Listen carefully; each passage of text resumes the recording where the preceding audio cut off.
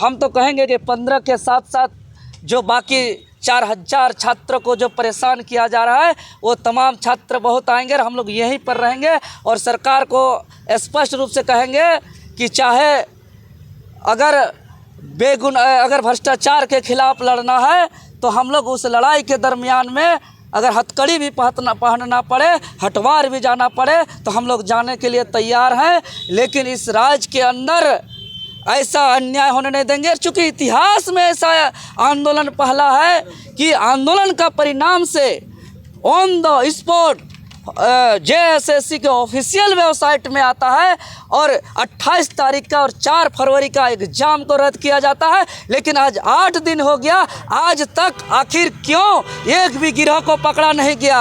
आखिर आज तक क्यों JSSC चेयरमैन जो है कि इस्तीफा नहीं दिया?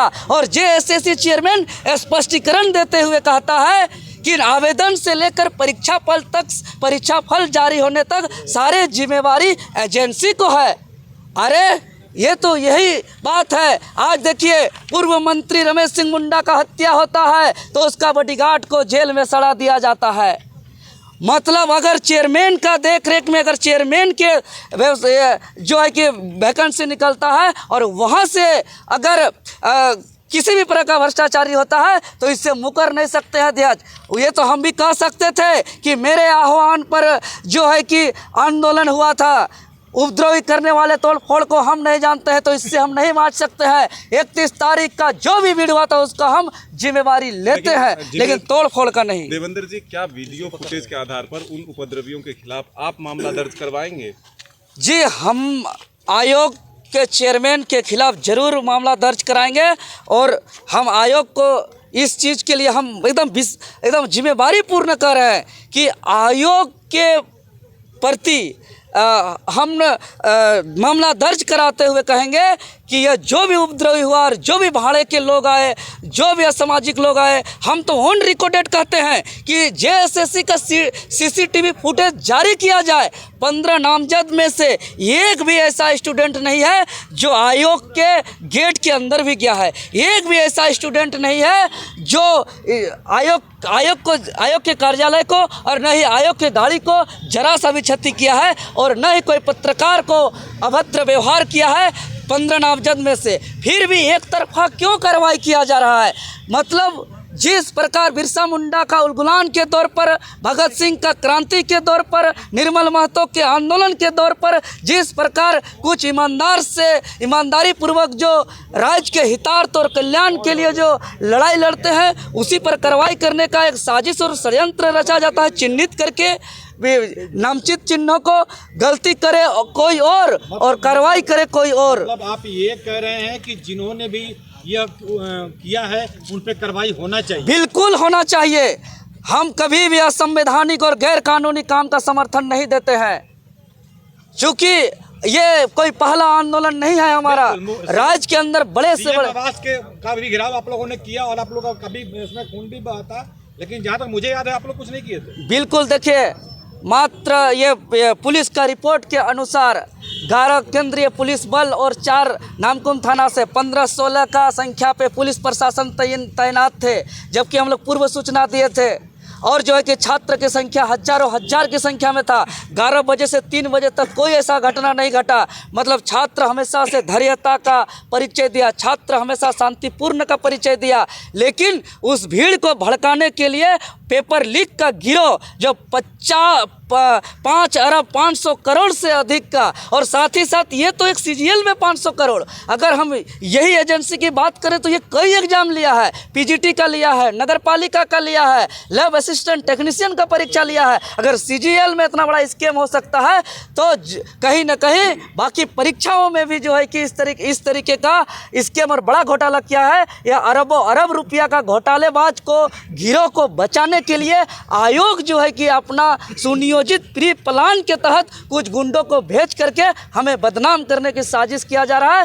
बिल्कुल ये जांच होना चाहिए और इसमें जो भी दोषीदार है उसको सामने सार्वजनिक तौर पर उस चेहरा को सामने लाया जाए और ये दूध का दूध और पानी का पानी हो जाएगा। आयोग का सीसीटीवी फुटेज को जारी किया जाए। ये हम तो निवेदन करेंगे आपके चैनल के माध्यम से, जो तोड़ फोड़ मामले पर एसआईटी की कमेटी के गठित किया गया है, वो एसआईटी जो है कि वो स्टेट, चूँकि एसआईटी के सारे अधिकारी स्टेट गवर्नमेंट के होते हैं, हम तो कहेंगे एक स्वतंत्र रिटायर्ड जज या कोई केंद्रीय एजेंसी से इस तोड़ फोड़ मामला का जो है कि जांच किया जाए और जो भी उपद्रवी हैं उस पर जो है कि चिन्हित किया जाए और निर्दोष को रिहा किया जाए। और साथ ही साथ पेपर लीक करने वाले गिरोह और इसमें शामिल तमाम अधिकारी पदाधिकारी और एजेंसी को बड़े से बड़ी कार्रवाई होना चाहिए। देवेंद्र जी, जिस दिन ये घटना हुई उससे एक दिन पहले आप उनके आह्वान पर जाते हैं, उनके मीटिंग के साथ में बैठते हैं, आपको लगता है कि आपका भी मिसयूज हुआ, आपको अंधेरे में रखा गया है?